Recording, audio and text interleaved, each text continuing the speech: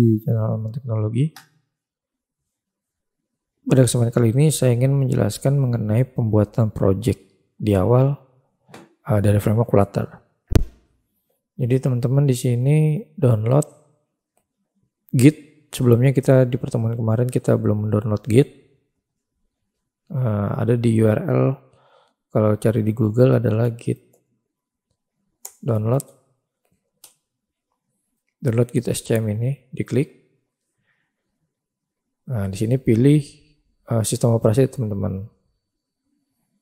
Oke, nah, pada saat sebelumnya saya sudah download dan sudah ada. Pada saat sudah selesai download, cek di command prompt, cari di sini git version. Git version. Seperti ini teman-teman. Di sini git version 261 Windows 1. Nah, pada saat download Git ini teman-teman juga bisa pilih yang Git base-nya dihidupkan di sini. Jadi teman-teman di sini bisa cek juga di sini Git version. Nah, otomatis Flutter version. Kita diberikan kemudahan seperti ini. Oke, saya ada yang kurang di sini. Flutter min version. Nah, seperti itu. Lalu Java juga kita sudah bisa cek version. Java min version. Oke, 18 di sini saya menggunakannya. Oke, teman-teman. Pertama, kita buka Visual Studio Code-nya.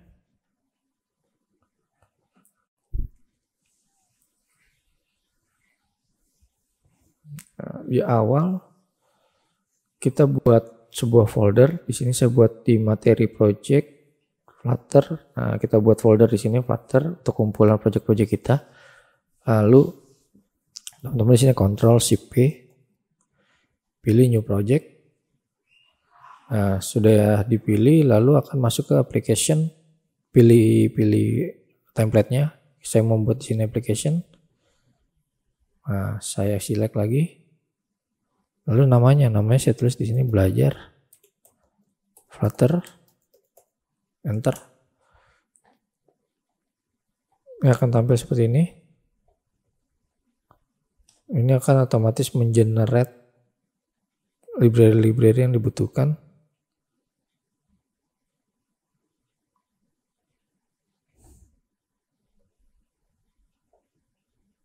Nah, yang sudah saya jelaskan di pertemuan pertama, Flutter ini adalah sebuah framework yang bisa berjalan di multi-platform, banyak platform seperti mobile, web, dan desktop.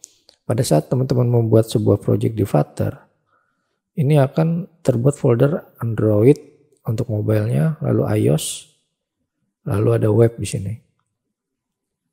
Nah, di Android ini juga sama seperti tampilan di Android Studio. Di sini ada yang namanya build.gradle maupun Android Manifest. Nah, seperti ini. Ini juga ada tampilannya sesuai. Jadi Dart ini mengconvert bahasa Dart ke dalam bahasa Java untuk berjalan di sistem Android-nya. Sama seperti Android, di sini juga ada yang namanya iOS. Nah, iOS ini adalah pengkompilan dari Dart ini ke dalam si Swift yang berjalan di Xcode. Jadi nanti runnernya itu dipanggil dari folder yang terbentuk di iOS ini, di Xcode-nya. Oke, teman-teman di sini akan memakai satu folder aja di sini yang bernama lib. Jadi semua coding Dart-nya di sini di setting di dalam lib ini. Jadi kalau misalnya teman-teman menambahkan folder misalnya model di sini semua, lalu nanti di Dart-nya apa? Lalu misalnya menambahkan di sini yang namanya UI, tambahkan juga di sini. Oke, itu gambaran secara codingnya. Lalu di sini defaultnya ada main.dart. Main.dart ini adalah import. Import di sini adalah sebuah bahasa seperti Java. Dia memanggil atau memanggil package dari Flutter material ini. Lalu di dalamnya ada void main, run app, constant my app. Ini artinya apa? Jadi di awal ini void main ini memanggil sebuah function konstanta dari my app. My app ini adalah stateless widget. Dari stateless widget ini adalah ada beberapa parameter yang dibutuhkan untuk memanggilnya. Nah, di sini ada widget material app dengan nama Flutter Demo. Nah, di sini theme-nya defaultnya color blue, warna biru. Lalu title di dalam home itu adalah Flutter Demo Homepage. Lalu di dalam di sini stateless, di dalamnya ada stateful. Stateful ini memanggil sebuah my home page state dengan di sini state home page integer counter sama dengan 0. Nah, pada saat counter integer ini yang 0 tadi ada function untuk memanggilnya atau menambahkannya atau mengkliknya, ini akan mengincrement counter plus jadi looping di sini, ditambah counter terakhir ditambah 1, counter terakhir ditambah 1, seperti itu. Oke, seperti ini. Lalu ada keterangannya pada saat kamu mengklik beberapa kali. Untuk lebih jelasnya kita coba langsung saja di projectnya. Teman-teman di sini kalau ada emulator bisa berjalankan di emulator. Kalau misalnya nggak ada, bisa langsung colok handphonenya, jalanin di sini. Oke, di sini saya coba klik handphone.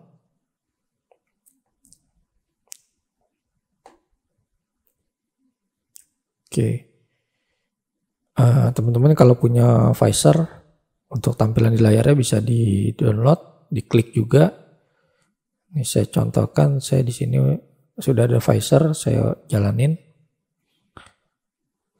Pada saat mau mencoba handphone sendiri menjadi emulator, itu teman-teman yang harus melihat, yang harus diperhatikan oleh teman-teman itu adalah developer optionnya. Apakah sudah true? Nah, seperti ini. Kalau tadi belum true, itu akan nggak bisa dijalankan di sini emulatornya. Tapi kalau sudah true dan USB debuggingnya true, itu akan bisa. Oke, kita coba masukin di sini. Saya taruh di sebelah sini. Ini jadi pada saat di sini kita klik Ctrl Shift P. Jadi teman-teman pada saat menjalankan itu bisa mengecek yang harus kita pelajari di awal ini. Pada saat kita buat project itu kita harus coba menjalankan Flutter Clean. Ini apa? Ini adalah mengclean sebuah project, mengcleannya. Jadi kalau yang kita tahu di Visual Studio kita clean terus build lalu rebuild. Nah, ini seperti ini. Flutter Clean ini mendelete package atau cache yang ada di project sebelumnya atau di project saat ini yang kalau kita tarik dari Git itu akan nempel. Nah, kita bisa clean dulu. Setelah itu teman-teman ketik Flutter pub get. Ini untuk merebuildnya. Nah, pada saat teman-teman clean ini ada error di sini. Karena dia dihapus semua dependensinya. Oke. Pada saat sudah pub get, otomatis errornya tadi menghilang. Oke, seperti ini teman-teman. Nah, tadi kita sudah membuat emulator, sudah ada tampilannya. Kebetulan ya HP tester saya. Oke, saya coba jalanin dengan cara Ctrl Shift P. Select device atau langsung klik di sini. Oke, saya klik mobile. Nah, ini running teman-teman. Dipilih lalu di running F5. Kehebatan dari Flutter ini ada fitur hot reload. Jadi hot reload ini adalah sebuah fitur yang tanpa kita harus mengcompile ulang, kita rubah coding, otomatis di emulator kita juga berubah. Itu namanya hot reload. Yang sekarang juga di aplikasi seperti Xamarin juga ada fitur hot reloadnya, tapi menggunakan Visual Studio yang terbaru. Yang tadi saya jelaskan di sini ada yang namanya stateful widget. Ini adalah encounter dari data sebelumnya. Kita tunggu di sini.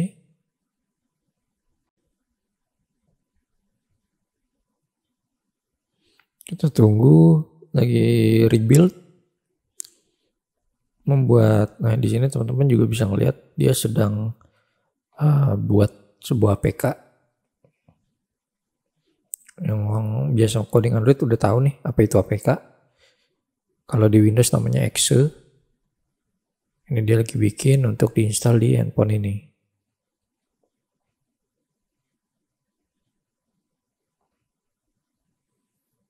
Ini mulai reload.